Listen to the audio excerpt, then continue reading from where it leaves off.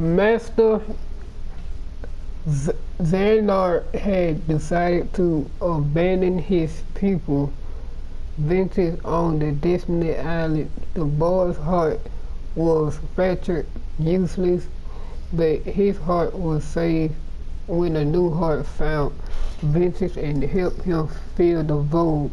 Several years passed and Ventus forgot what had happened.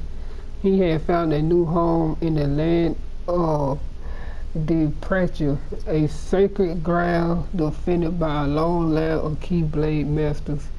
There he met two other youths named Aqua and Terra, and together they trained with Master E. I can't even pronounce this shit. To become Keyblade masters. Both Aqua and Terra should have been named the Keyblade masters, but Master Xandar intervened, convincing Arrakis, that's how you said it, to test his pupil with a mark of mastery examination. While Aqua passed the test, Terra did not, creating a rift between him and his friends. Shortly after came tidings of university, strange creatures that thrive on negative, and Master Xandar had broken off all communication. Terra left to solve both mysteries.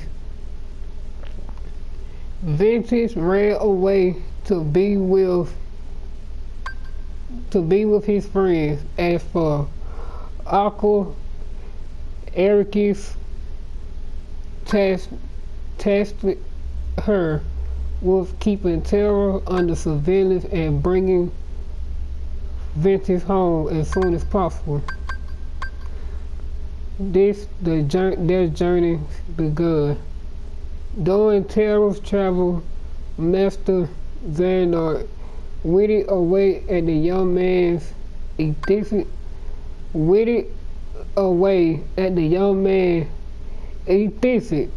convincing him that darkness and light were equally important and that a balance must be empty elsewhere. Ventus met Mickey, another trainee, and found himself crossing Keyblades with a mysterious master boy named Van Tyus.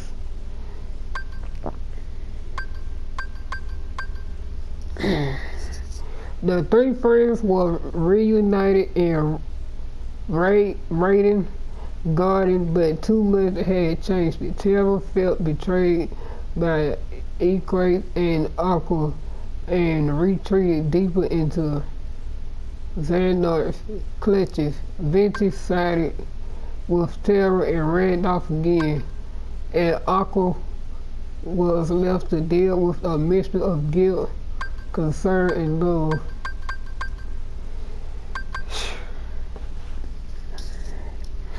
Guided by fate, perhaps, Terra arrived at the Destiny Island and met Raku. He decided to bequeath the power of the Keyblades to his little boy, who reminded him so much of himself. Sometime after Aqua visited these same islands and discovered what Terra had done, she too found a kinder heart and a kinder spirit in Raku's friend Sora, and told the boy to stick by his friend and guide him even through the darkest of times. Ventus had made a discovery of his own while rescuing Mickey. He was confronted by Master Xandar and learned of his connection to a weapon called the X-Blade.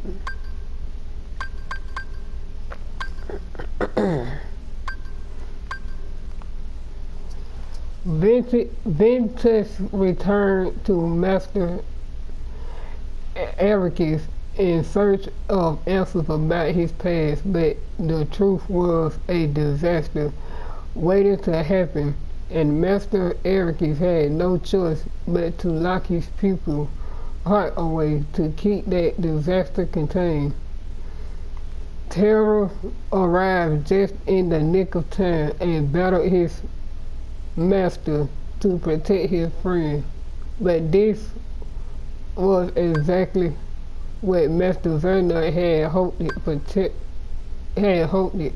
Terror watched it in horror.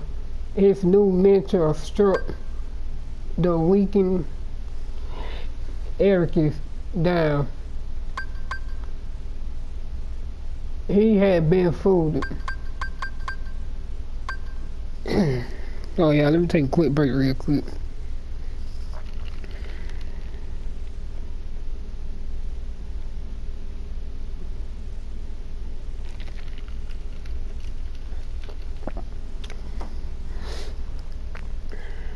Okay. Terra tried to move Ventus someplace safe, the Destiny Island, but the Ventus boy with the mask was already there. Join with me. Become the X-Blade, he said, and then Ventus remembered the truth. Van Eatus was a part of him, the darkness which had been extracted from his heart. Led by Destiny, Terra, Ventus, and Aqua assembled in the Keyblade graveyard. In the distant Master, Xehanort and Ventus appeared. A violent clash ensued, and at the end of it, Terra's body was possessed by Xehanort. Meanwhile, Ventus, having been forced into a clash with his counterpart, Ventus,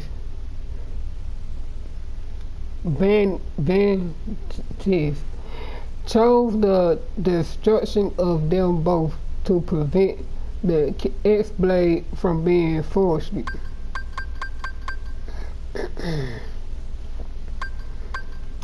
In the aftermath, Mickey was able to rescue Aqua and Ventus, but Ventus would wait and Terra was nowhere to be found. Aqua's journey was not over. Aqua recalled her master teachings after finding a safe place for Ventus to rest.